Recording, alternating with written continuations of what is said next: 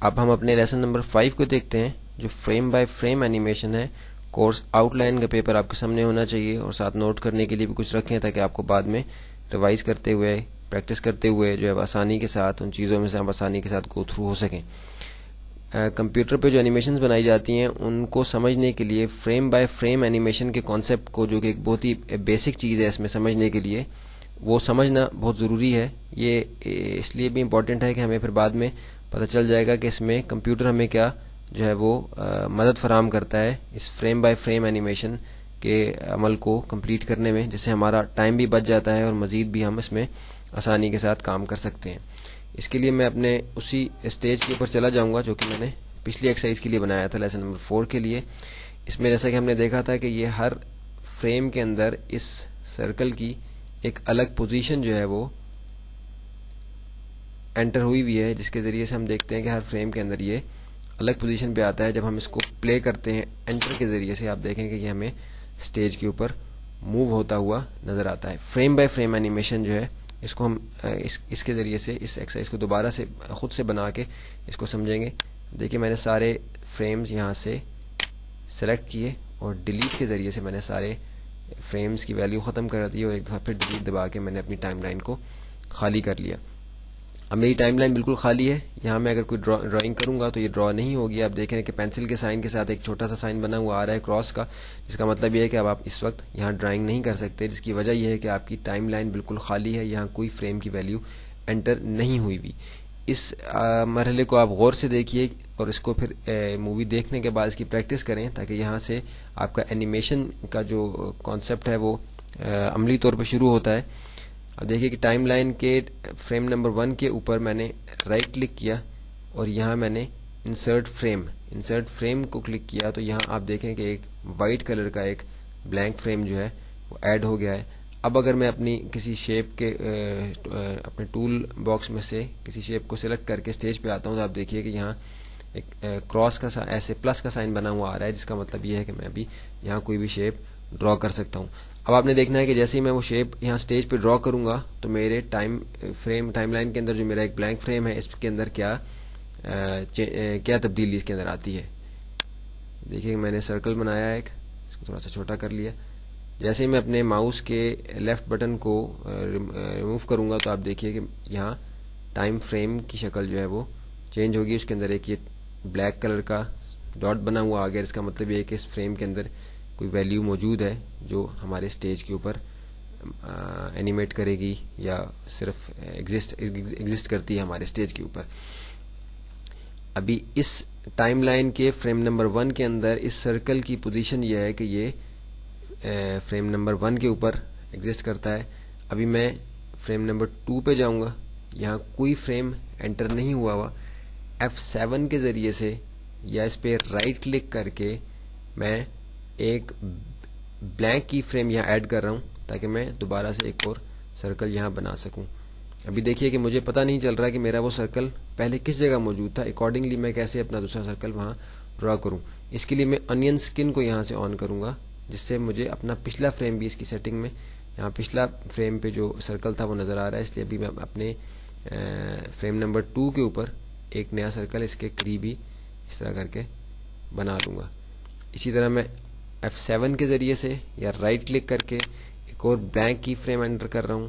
ابھی بلینک کی فریم پہ یہ آیا تو یہ آپ دیکھ رہے ہیں کہ تھوڑا سا دھندلا ہو گیا ہے، بلر ہو گیا ہے، کیونکہ یہ پچھلی ویلیو ہے، یہ ایکچوئل فریم کی ویلیو نہیں ہے. جو ہمارا ایکچوئل فریم میں بھی اس وقت ہے وہ بلینک ہے، اس لیے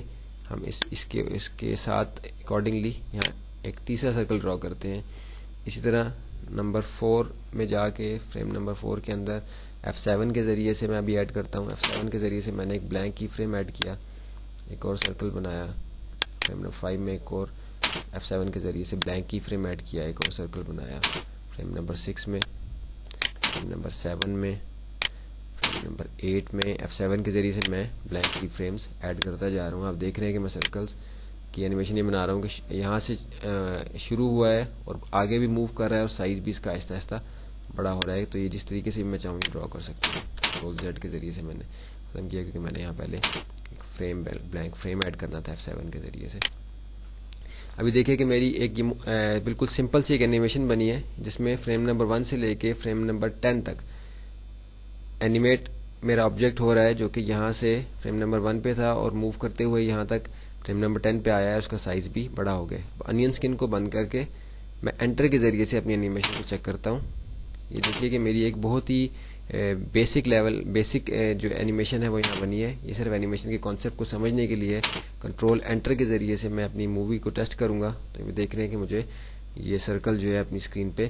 اینیمیٹ ہوتا ہوا نظر آ رہا ہے۔ اس کو ہم فریم بائی فریم اینیمیشن کہیں گے، کیونکہ ہر فریم کو الگ سے ہمیں ڈرا کرنا پڑا ہے اور اس میں ہم نے اس کی پوزیشن اور اس کا سائز سب کچھ دوبارہ سے ڈرا کیا ہے، پھر یہ ہماری جو آبجیکٹ ہے ہمیں اسٹیج کے اوپر موو ہوتا ہوا نظر آ رہا ہے۔ یہ صرف اینیمیشن کی اس کانسیپٹ کو سمجھنے کے لیے، ورنہ otherwise frame by frame animation جو ہے وہ ابھی ہمیں جو لیٹسٹ سافٹ ویئرز اویلیبل ہیں گرافک ڈیزائننگ کے، اینیمیشن کے، وہ اس میں ہمیں خود سے ہر فریم کے اندر ویلیو انٹر نہیں کرنی ہوتی۔ ابھی ایک دوسری ایکسرسائز میں اسی طرح آپ کو کر کے دکھاتا ہوں کہ جس میں تھوڑا سا مختلف بات سمجھنی جو ہے وہ آسان ہوگی۔ ابھی ہم نے بلینک فریم کو ہم نے یہاں سے سمجھا، جو کہ ہم نے F7 کے ذریعے سے ایڈ کرتے ہوئے ہم دوبارہ سے سرکل کو ڈرا کر رہے تھے۔ ابھی میں نے فریمز اپنے ٹائم لائن میں سلیکٹ کیے ہیں اور ڈیلیٹ کے ذریعے سے ان کو ختم کیا ہے، ایک دفعہ پھر ڈیلیٹ دبایا ہے تو یہ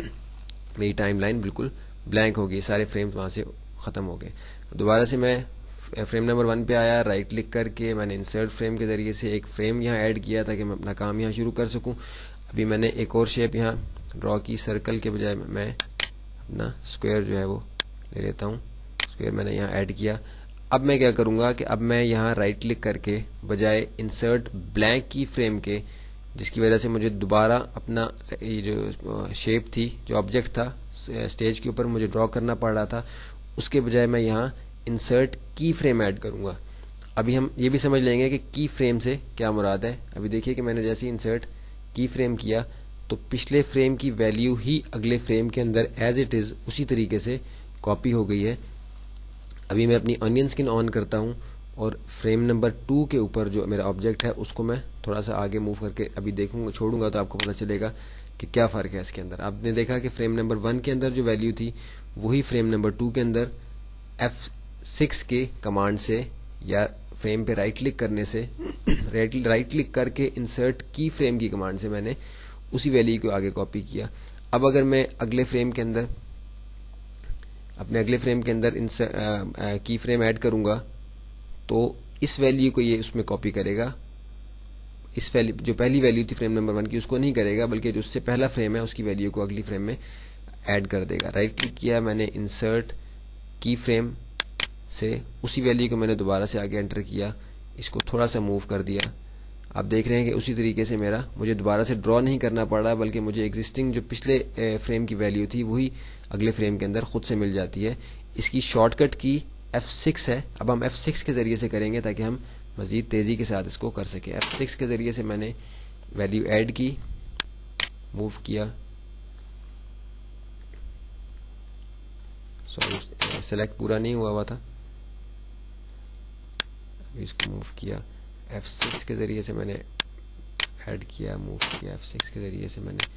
کی فریمز میں ایڈ کرتا چلا جا رہا ہوں اور اس اینیمیشن کو میں آگے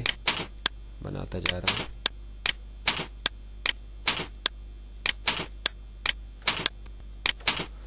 ابھی دیکھیں کہ انین اسکن کے ذریعے سے ہمیں معلوم ہو رہا ہے کہ ہماری اینیمیشن اس میں کس طریقے سے کہاں تک جو ہے وہ اینیمیٹ کرے گی، یہاں تک کرے گی، پھر دوبارہ یہاں سے شروع ہو جائے گی۔ انین اسکن کو آف کیا، انٹر کے ذریعے سے اپنی مووی کو میں نے یہاں سٹیج کے اوپر ٹیسٹ کیا، کنٹرول انٹر کے ذریعے سے میں نے فلیش پلیئر کے اندر اس اینیمیشن کو، جو میں نے frame by frame animation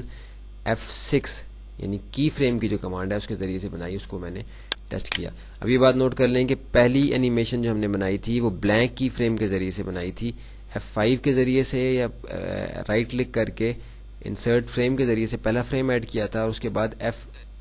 F7 جو ہے بلینک کی فریم کی کمانڈ، اس کے ذریعے سے ہم نے سرکلز ڈرا کرتے چلے گئے تھے۔ اور اس کے بعد ہم نے جو دوسری ایکسرسائز کی ہے اس میں F5 کے ذریعے سے پہلا یا رائٹ کلک کر کے انسرٹ فریم سے پہلا فریم ایڈ کیا ہے، اور F6 کے ذریعے سے اسی ویلیو کو آگے کاپی کر کے اس کو تھوڑا سا موو کرا کے ہم نے اس کو سٹیج کے اوپر موو کیا ہے۔ اس کے ذریعے سے ہمیں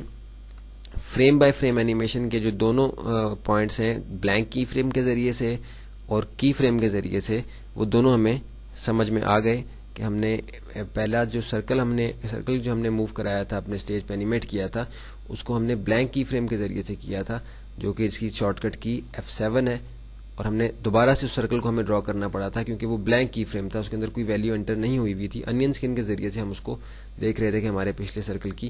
پوزیشن کیا ہے. جبکہ ہم نے دوسرا جو اینیمیشن اپنا بنایا ہے اس اسکوئر کے ذریعے سے، وہ ہم نے F6 کے ذریعے سے، یعنی کی انسرٹ کی فریم کی جو کمانڈ ہے اس کے ذریعے سے، جس کی شارٹ کٹ کی F6 ہے،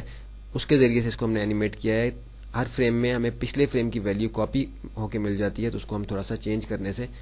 اس کو آسانی کے ساتھ جو ہے وہ اینیمیٹ کر سکتے ہیں. یہ صرف کانسیپٹ سمجھنے کے لیے تھا. دراصل یہ اینیمیشن جو ہے یہ بہت ہی آسانی کے ساتھ اور بہت جلدی سے بن جاتی ہے، اس میں اتنا ٹائم نہیں لگتا، کیونکہ آگے ہم نے اپنے لیسن نمبر 6 کے اندر موشن ٹوننگ اور لیسن نمبر 7 کے اندر شیپ ٹوننگ کو کور کرنا ہے، جس میں ہمیں مزید آسانی کے ساتھ ہی سمجھ میں آ جائے گا کہ فریم بائی فریم اینیمیشن صرف اینیمیشن کے کانسیپٹ کو سمجھنے کے لیے تھی. دراصل اینیمیشن کا یہ عمل اور اس سے بھی مزید آگے کمپلیکس جو اینیمیشن ہے وہ فلیش ہمیں بہت آسانی کے ساتھ جو ہم فلیش کے اندر رہ کے بنا سکتے ہیں. اب ہم چلتے ہیں اپنے لیسن نمبر 6 کے اندر، جو موشن ٹوننگ کا لیسن ہے اور بہت ہی اہم لیسن ہے.